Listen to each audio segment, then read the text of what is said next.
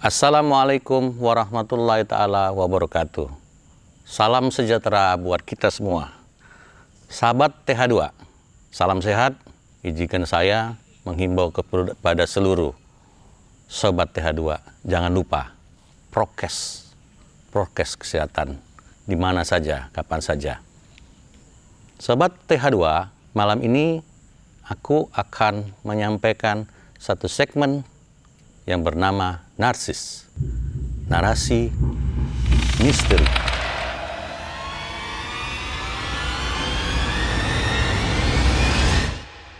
Beberapa saat yang lalu, tim TH2 melakukan perjalanan menuju Pacet, seputaran Cianjur, menuju salah satu rumah sakit yang didirikan pada zaman Belanda, didirikan pada tahun 1919.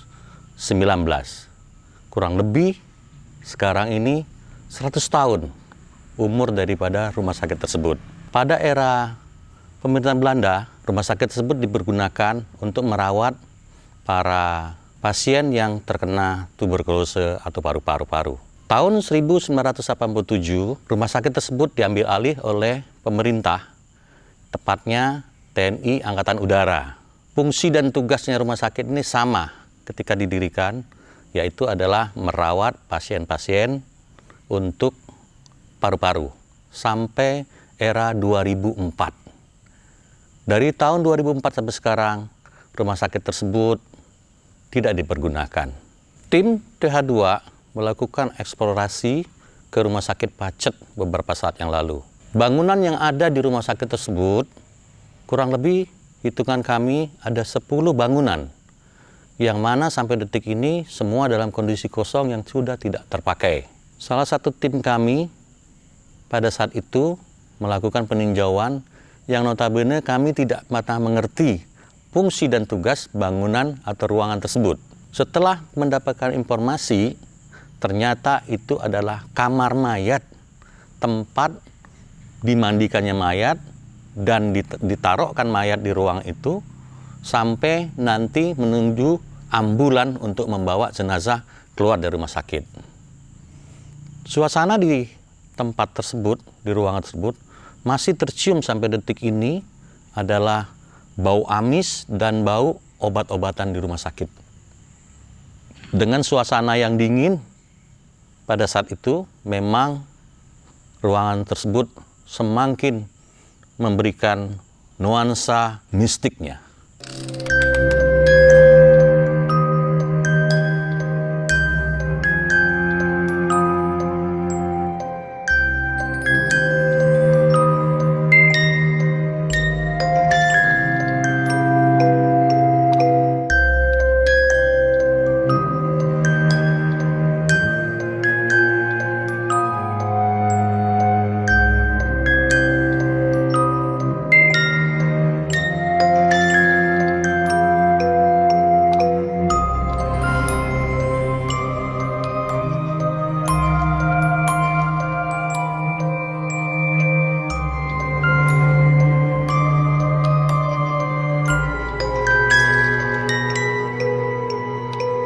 Pada saat peninjauan ke ruang-ruang yang lain, salah satu tim dari TH2 kerasukan makhluk astral yang ada di tempat tersebut. Dan dia mengaku sebagai Nyai Ronggeng, karena gerakan dia seperti gerakan menari.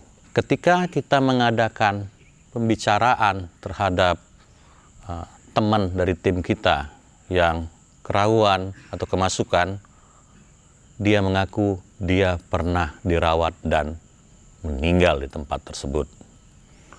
Cuma di sini yang kita tidak pernah mengerti kenapa dia masih seperti penasaran,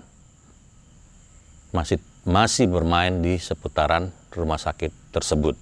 Tim mengadakan dialog tanya jawab kepada petugas yang menjaga rumah sakit. Dalam dialog tanya jawab dengan petugas yang menepati salah satu ruangan, dia mengatakan bahwa pada malam-malam tertentu sering sampai detik ini kamar dia diketok dengan bunyi suara yang jelas orang berucap salam, tapi ketika pintu dibuka, ternyata tidak ada siapa-siapa. Informasi lagi yang kami dapat dari penjaga rumah sakit tersebut bahwa sering melihat kuntilanak atau dia mengatakan genderuwo perempuan, yang mana posisi makhluk tersebut ada di seputaran dapur yang menuju ujung sekali ke kamar mayat aslinya. Merinding ya. Dan itu sudah menjadi makanan dia sepanjang dia sekian tahun menjaga rumah sakit tersebut. Ada yang terlupakan. Rumah sakit tersebut di era tahun 1987 diambil alih oleh pemerintah Indonesia dari TNI Angkatan Udara, yang mana fungsi dan tugas rumah sakit tersebut tetap sama, adalah merawat pasien-pasien yang kena tuberkulose atau TBC. Sobat TH2, dari tahun 1987 pemerintah tetap mengurus atau merawat rumah sakit itu sampai 2004. Dari 2004 sampai sekarang rumah sakit itu terbengkalai begitu saja. Sobat TH2, andai kata program ini menarik dan layak untuk menjadi tontonan, dukung kami terus.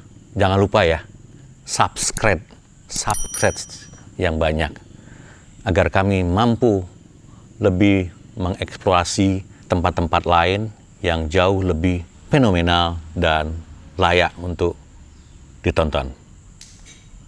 Salam sehat ya, sampai ketemu. Hati-hati.